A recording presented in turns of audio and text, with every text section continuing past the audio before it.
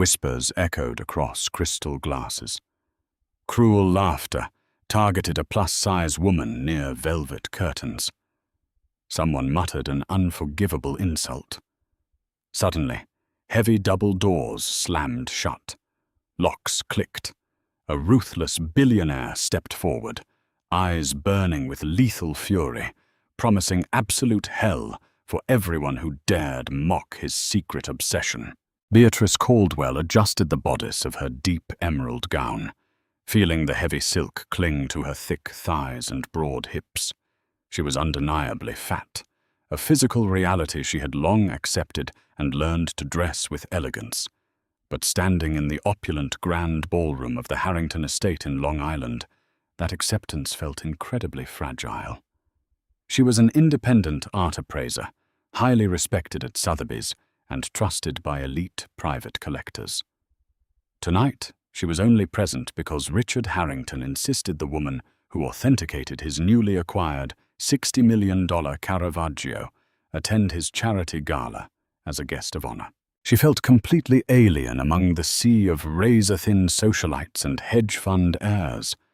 Surrounding her were women with sharp collarbones and hollowed cheeks, clad in minimalist designer slips that looked like spun glass. Beatrice, with her soft chin, full stomach, and thick arms, stood out like a plush velvet cushion in a room full of jagged diamonds. Across the room, standing near a towering ice sculpture, Chloe Harrington swirled champagne in a baccarat flute. Chloe was Richard's daughter, a woman whose entire existence seemed fueled by generational wealth and petty cruelties. Beside her stood Bradley Wentworth, a junior partner at a ruthless Manhattan law firm known for aggressive corporate takeovers. Did she misunderstand the invitation? Chloe's voice carried over the soft jazz, playing from the live string quartet. She made zero effort to lower her volume. I thought this was a black tie gala, not a casting call for a bakery commercial. A chorus of snickers erupted from their immediate circle. Beatrice stiffened, her fingers tightening around her clutch. She fixed her gaze on a Renaissance tapestry hanging on the far wall, desperately trying to map its thread count in her mind, to block out the rising humiliation. "Look at those arms," Bradley chimed in, a cruel smirk twisting his handsome face. "I'm genuinely surprised the seamstress didn't run out of fabric. I mean, how much silk does it take to cover that much surface area?" "Careful, Brad," another woman giggled. "Don't get too close. She looks hungry. She might mistake your Rolex for an hors d'oeuvre." Beatrice's cheeks burned with a deep, furious red. She had dealt with microaggressions her entire life. The sideways glances at restaurants, the unasked-for diet advice from distant relatives. But this was a blatant, public execution of her dignity. She considered turning around and walking out the grand oak doors, leaving the Harringtons and their wretched high society friends behind. But Beatrice was stubborn. She had earned her place in this room through sheer intellect and an unrivaled eye for Renaissance art. She refused to be chased out by overgrown high school bullies. Unbeknownst to the laughing socialites, the shadows of the mezzanine above held a silent, terrifying observer. Victor Castellano stood perfectly still, his hands resting on the brass railing. He was the undisputed head of the Castellano syndicate, a man whose legitimate front as a global shipping magnate barely concealed an underworld empire of blood, iron, and absolute control. Victor did not attend society galas for charity. He attended them to remind old money who actually owned the city. And right now his cold, slate-grey eyes were locked entirely on Beatrice Caldwell. Victor's obsession with Beatrice had begun 6 months prior. She had been hired to appraise a collection of seized assets for a shell corporation tied to his family. During a tense meeting, One of his most violent lieutenants had tried to intimidate her into inflating a painting's value. Beatrice, clutching her clipboard against her full chest, had firmly refused, staring down a known killer and lecturing him on the integrity of brushstrokes. Victor had watched the security footage of that interaction dozens of times. He was captivated by her brilliance, her refusal to break, and her lush, unapologetic curves.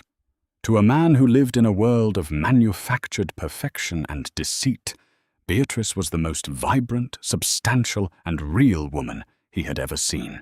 He had pulled strings to ensure she received the invitation tonight, intending to finally approach her properly. Down on the floor, the situation rapidly deteriorated. Beatrice, deciding she needed a moment to breathe, moved toward the exit. Her path, unfortunately, intersected with Chloe's group. As Beatrice passed, Chloe intentionally shifted her weight, thrusting her sharp elbow directly into Beatrice's side. The movement was calculated. The full glass of dark Pinot Noir in Chloe's hand tipped, splashing its crimson contents directly across the front of Beatrice's emerald silk gown. The cold liquid soaked instantly through the expensive fabric, staining it with a dark, ugly patch that clung to her stomach and thighs. Beatrice gasped, instinctively stepping back. "Oh my God, watch where you're rolling!" Chloe shrieked, faking outrage. "You clumsy, fat cow! You almost ruined my Prada heels!" The string quartet abruptly stopped playing. The sudden turns in the ballroom was deafening. 200 guests turned to stare. I didn't," Beatrice stammered, looking down at her ruined dress, the humiliation finally breaking through her stoic exterior. Tears pricked the corners of her eyes. "Just leave," Bradley sneered, stepping up beside Chloe. "You clearly don't belong here. You're making everyone uncomfortable. Go back to whatever buffet you crawled out of." Laughter echoed. It wasn't just Chloe's group anymore. It was a ripple of cruel amusement spreading through the elite crowd. Beatrice felt her chest tighten, a panic attack threatening to swallow her whole. She looked toward the heavy double doors, ready to flee. Up on the mezzanine, a custom-tailored suit jacket was quietly unbuttoned. A heavy, silenced firearm bumped against a tailored waistline. Victor Castellano had seen enough. A sharp, piercing whistle cut through the cruel laughter. It was a tactical command, sharp and military-grade. Instantly, the atmosphere in the room violently shifted. 12 men dressed as catering staff dropped their silver trays. 8 men in tuxedos, who had been blending in with the security detail, moved with terrifying synchronization. Slam! The massive 15-foot mahogany double doors of the ballroom swung shut with the force of a gunshot. The heavy steel deadbolts, installed for elite security, engaged with a synchronized heavy clack. The laughter died in the throats of the socialites. Confusion rippled through the crowd. Richard Harrington, the host, stepped forward, his face flushed with indignation. "What is the meaning of this? Guards, open those doors immediately!" None of the guards moved. They stood rigid, their hands resting ominously inside their tuxedo jackets. Slowly, the rhythmic sound of heavy footsteps echoed from the grand marble staircase. Every eye turned upward. Victor Castellano descended the stairs. He moved with the lethal, unhurried grace of an apex predator. He wore a midnight black bespoke suit, a stark contrast to his pale, sharp features and dark, slicked-back hair. There was no warmth in his expression, only a chilling, absolute authority. Whispers, entirely different from the ones mocking Beatrice, hissed through the crowd.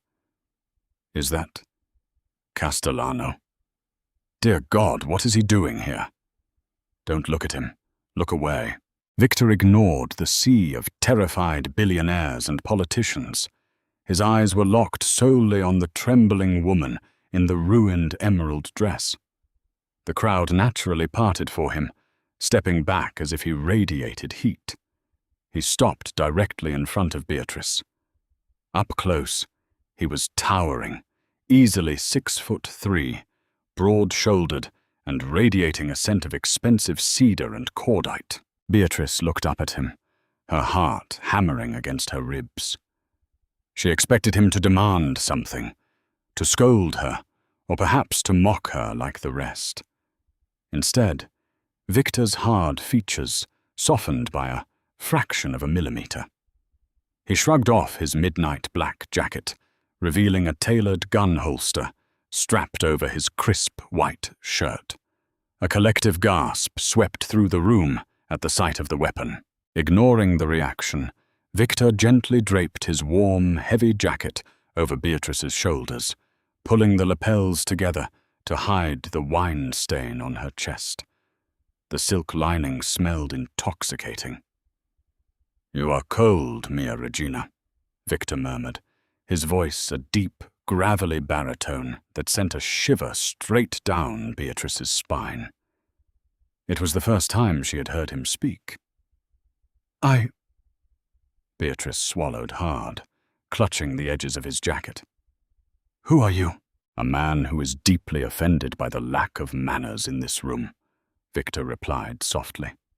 He gently touched her cheek, his thumb brushing away a stray tear she hadn't realized had fallen. Then Victor pivoted. The softness vanished, replaced by an aura of pure, unadulterated violence. He fixed his gaze on Chloe Harrington and Bradley Wentworth. "Nobody leaves," Victor's voice boomed, echoing off the frescoed ceiling. "Not until I have extracted a pound of flesh for every ounce of disrespect shown to this woman tonight." Richard Harrington nervously pushed his way to the front, sweating profusely. "Mr. Castellano, Victor, please. This is a misunderstanding. These are just kids. They were just joking around." Victor didn't even look at Richard. He merely snapped his fingers. Two massive men in suits stepped forward, grabbing Richard by the arms and forcing the billionaire to his knees on the marble floor. Chloe screamed, dropping her empty champagne glass. It shattered, the sound sharp in the dead silence of the room. Bradley took a step back, his arrogant smirk entirely gone, replaced by the pale, clammy sheen of sheer terror. "Joking around," Victor repeated, tasting the words as if they were ash. He took slow, measured steps toward Chloe. "Tell me, Miss Harrington, do you find your family's debt amusing? Because, according to the ledgers of my private Swiss bank accounts at Julius Baer, your father owes my associates roughly $42 million. A debt he secured using this very estate as collateral." Chloe's eyes widened in horror. She looked at her father, who was weeping silently on the floor. I didn't know," Chloe stammered, trembling violently. "Ignorance is a disease of the privileged," Victor stated coldly. "You mock her size. You mock her space in this world. You, a parasite living off borrowed money and stolen time, dared to lay your hands on a woman whose intellect and whose school. You couldn't match in 10 lifetimes." He turned to Bradley, who was attempting to slowly edge backward into the crowd. "Hold him," Victor commanded softly. 2 guards grabbed Bradley, dragging him forward. Victor stepped into Bradley's personal space. He reached out, grabbing the collar of Bradley's expensive shirt, twisting it until the lawyer gasped for air. "Bradley Wentworth," Victor said, his voice dropping to a lethal whisper. "You like to comment on people's appetites. Shall we discuss yours? Shall we discuss the offshore accounts you've been using to embezzle funds from your own firm's pension clients? Or perhaps the illegal gambling debts you owe the triads in Macau?" Bradley sobbed, a pathetic, broken sound. "Please. Please don't. They'll kill me. I am currently deciding if I will let them have the honor, or if I will handle you myself," Victor replied, throwing Bradley to the ground in disgust. Victor slowly walked back to Beatrice, who was watching the scene in absolute shock. The men who had tormented her, the untouchable elites who ruled this social sphere, were broken and weeping on the floor within 3 minutes of this man's arrival. He stood beside her, wrapping a protective arm around her thick waist, pulling her soft body flush against his hard side. He looked out over the terrified crowd of hostages.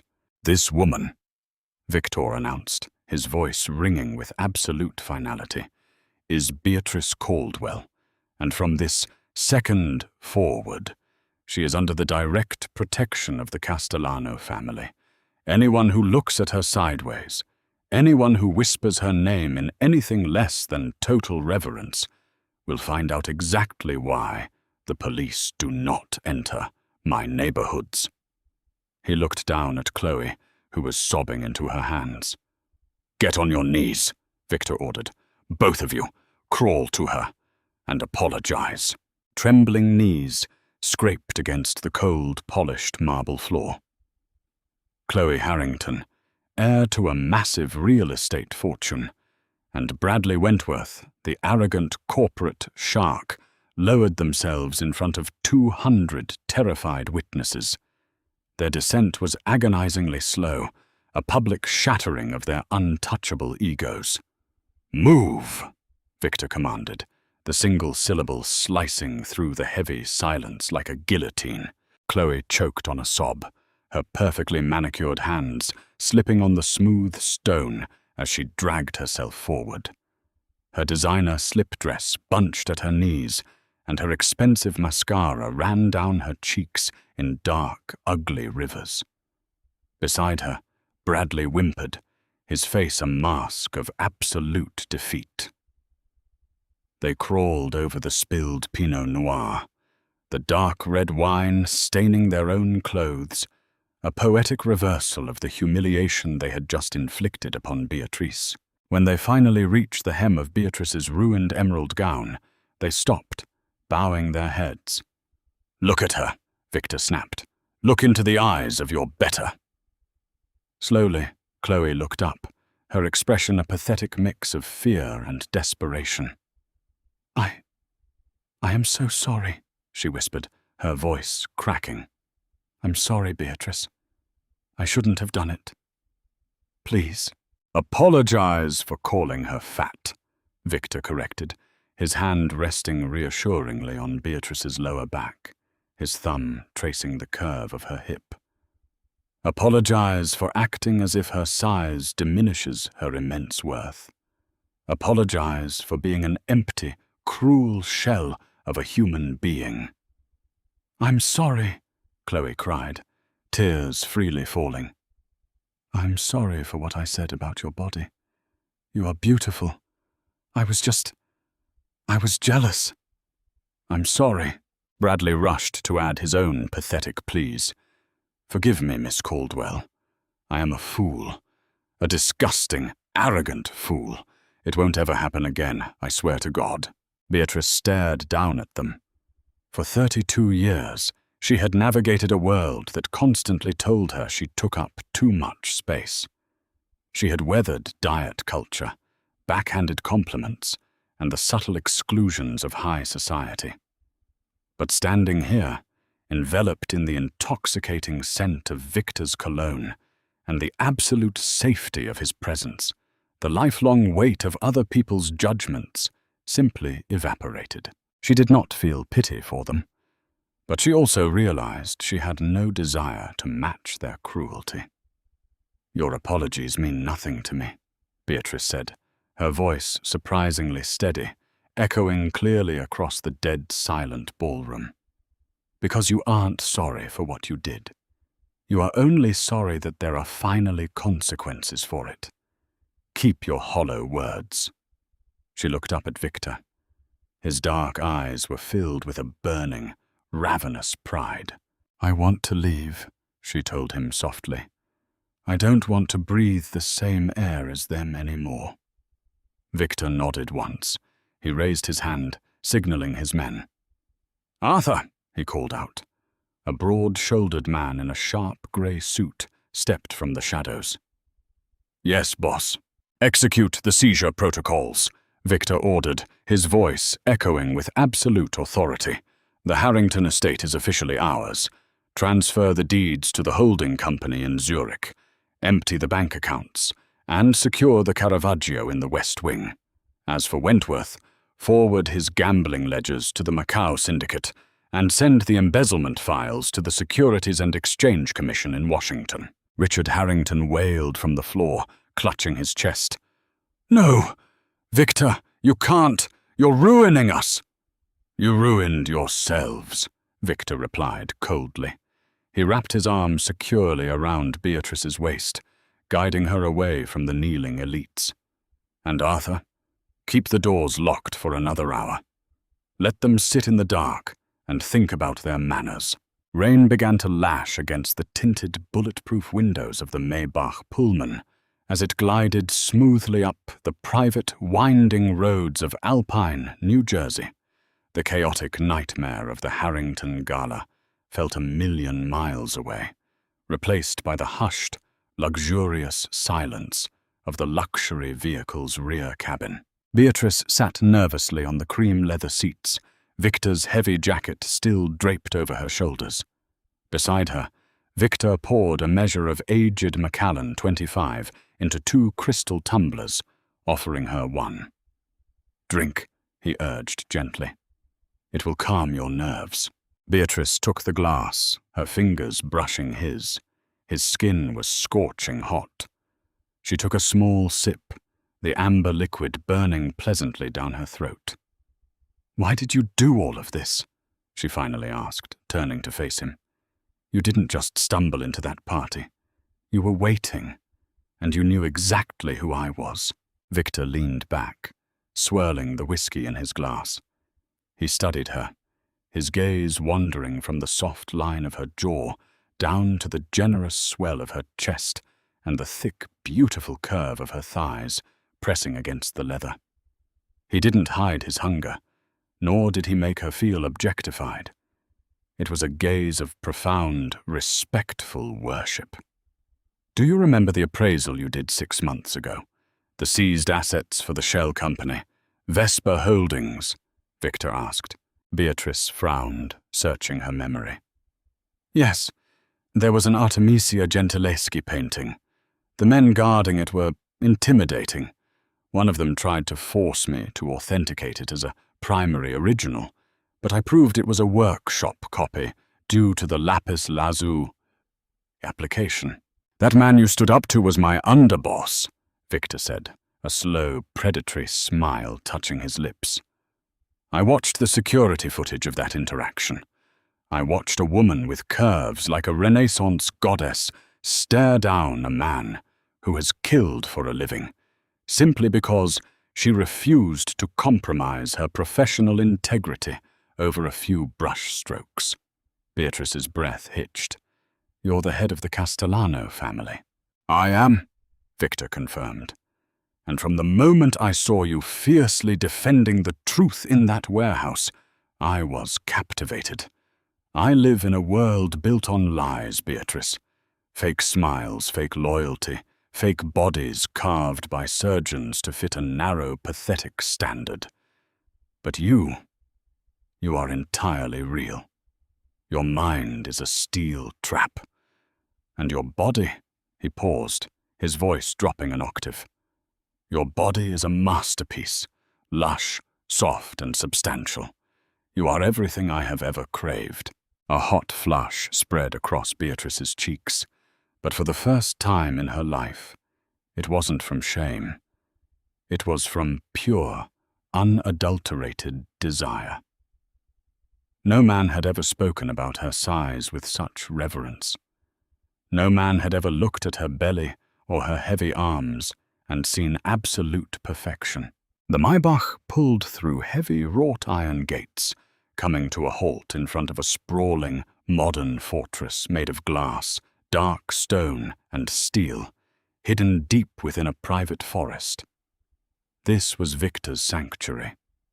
As they walked inside, the grand foyer opened into a massive living space decorated with priceless antiquities. But before Beatrice could fully take in her surroundings, Victor's phone rang. It was a secure, encrypted line. Victor answered, his demeanor instantly shifting back to the cold, calculating mob boss. "Speak." He listened for a moment, his jaw clenching. A dangerous storm brewed in his grey eyes. "Is that so? Secure the perimeter. I will handle it." He hung up, turning to Beatrice with a heavy sigh. "It seems Richard Harrington is not as entirely broken as I presumed. In a desperate bid to save his estate, he has contacted the Russo Syndicate, my primary rivals in the city. Harrington promised them the $60 million Caravaggio we just seized, claiming I stole it from him, in exchange for the Russos sending a hit squad to my port operations tonight." Beatrice gasped. "A mob war? Over the painting?" "Over pride," Victor corrected. "The painting is just the currency. The Russos have the manpower to cause me significant financial damage if they strike the ports unannounced. I need to leave and command my men. I will have heavily armed guards stationed outside your door here. You are completely safe, Mia Regina." "Wait," Beatrice said, her brilliant mind suddenly racing. She stood up, ignoring the wine stain on her dress. "The Caravaggio, the one you just seized from Harrington's West Wing. Is it here? Did your men bring it to this house?" Victor looked confused. "Yes. Arthur's team secured it in the vault downstairs 10 minutes ago. Why?" "Take me to it," Beatrice demanded, her eyes flashing with a sudden, fierce determination. "Now." The underground vault was a climate-controlled bunker lined with steel. In the center of the room, resting on an easel beneath stark, bright examination lights, sat the painting. It was supposedly Caravaggio's Nativity with St. Francis and St. Lawrence, a legendary piece that had vanished decades ago, only for Harrington to claim he had privately acquired it from a reclusive European collector. Beatrice didn't hesitate. She threw off Victor's heavy jacket, grabbed a magnifying loupe from a nearby desk, and marched straight to the canvas. Victor watched in silent fascination as the woman he desired transformed into an absolute apex predator of the art world. She leaned over the painting, her soft stomach pressing against the edge of the easel, her eyes scanning the dark, dramatic chiaroscuro lighting that defined Caravaggio's style. Harrington used this painting as collateral for his massive loans, correct? Beatrice asked, not looking away from the canvas. "Yes," Victor replied. "Julius Baer and several of our own shell companies extended him nearly $40 million in credit based on the verified appraisal of this piece." "Verified by whom?" Beatrice asked, pulling a small UV light flashlight from her clutch, a tool she never left home without. "A man named Julian Vance," Victor answered. "A respected independent authenticator." "Julian Vance is a hack who takes bribes," Beatrice spat, clicking on the UV light and running it over the lower left quadrant of the painting. She moved closer, her nose almost touching the canvas. "Look here. Look at the yellow pigment in St. Lawrence's robes." Victor stepped closer, standing right behind her. He could feel the intoxicating warmth of her curves against his chest. "What am I looking at?" "Caravaggio painted this in 1609, Beatrice explained, her voice vibrating with excitement. "He extensively used a pigment known as lead tin yellow type 1. But if you look at the microfissures in the paint under the UV spectrum, the crystalline structure of the binder is completely wrong. It's too uniform. Furthermore, look at the underlying sketch marks, visible through the thin glaze here. Caravaggio was famous for never using preliminary sketches. He incised outlines directly into the wet primer with the handle of his brush. These are faint graphite marks. Graphite wasn't widely used for underdrawings until the late 18th century. She turned around, her face practically glowing, looking up into Victor's astonished eyes. "Victor," she said triumphantly, "this painting is a forgery. It's a very good one. Likely painted in the 1920s, but it's completely fake. It's worth maybe $20,000 as a decorative piece, not 60 million. Victor stared at her, his brilliant mind instantly calculating the devastating implications of this revelation. The tension in his shoulders completely vanished, replaced by a low, dangerous chuckle that rumbled deep in his chest. Harrington leveraged a worthless forgery to secure $40 million in loans, Victor said, a wicked smile spreading across his face. Which means he committed massive multinational bank fraud. Exactly, Beatrice said. And more importantly, Victor interrupted, his eyes gleaming with lethal joy. He just promised a $60 million masterpiece to the Russo syndicate to pay for my assassination. If the Russos find out Harrington lied to them, that he offered them a worthless piece of junk to fight a war, the Russos will kill him themselves, Beatrice finished, and they will call off the attack on your ports. Victor didn't waste a second. He pulled out his phone, dialing his underboss. "Arthur, call the Russo family consigliere. Tell them I am sending over a high-resolution, certified appraisal dossier immediately. Let them know Harrington is trying to pay them with a 1920s forgery. Once they realize they're being played, stand down our men. The Russos will handle Harrington for us." He hung up the phone and tossed it onto the desk. The threat of a massive mob war had been dismantled in less than 5 minutes, not by bullets, but by the brilliant mind of the fat, beautiful woman standing in front of him. Victor stepped toward her, the space between them evaporating. He reached out, his large hands gripping her thick hips with a possessiveness that made Beatrice's breath catch. He pulled her flush against him, savoring the feeling of her soft, generous curves molding perfectly against his hard, muscular frame. "You just saved my empire millions of dollars and potentially dozens of lives," Victor whispered, his face inches from hers. He looked deeply into her eyes, stripping away the last remnants of her insecurities. "They called you names tonight. They tried to make you feel small. But look at you, Beatrice. Look at the power you hold." Beatrice looked up at him, feeling a surge of absolute confidence she had never known. She reached up, her soft hands threading through his dark, slicked-back hair. "I am not small, Victor," she whispered back. "I never have been." "No," Victor agreed, capturing her lips in a bruising, passionate kiss that tasted of aged whiskey and absolute devotion. He groaned, his hands exploring the heavy, beautiful curves of her body, completely addicted to her. "You are my queen, and tomorrow the whole city will know it." Down in the vault, surrounded by millions of dollars in stolen art and lethal secrets, Beatrice finally found the one place where she didn't just fit. She reigned supreme. Thank you so much for watching this intense, suspenseful romance story.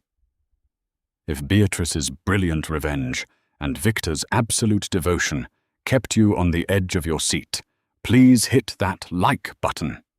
Share this story with your friends who love a powerful, confident heroine and a fierce, protective mafia boss. Don't forget to subscribe to the channel and ring the bell so you never miss out on our thrilling daily audio dramas.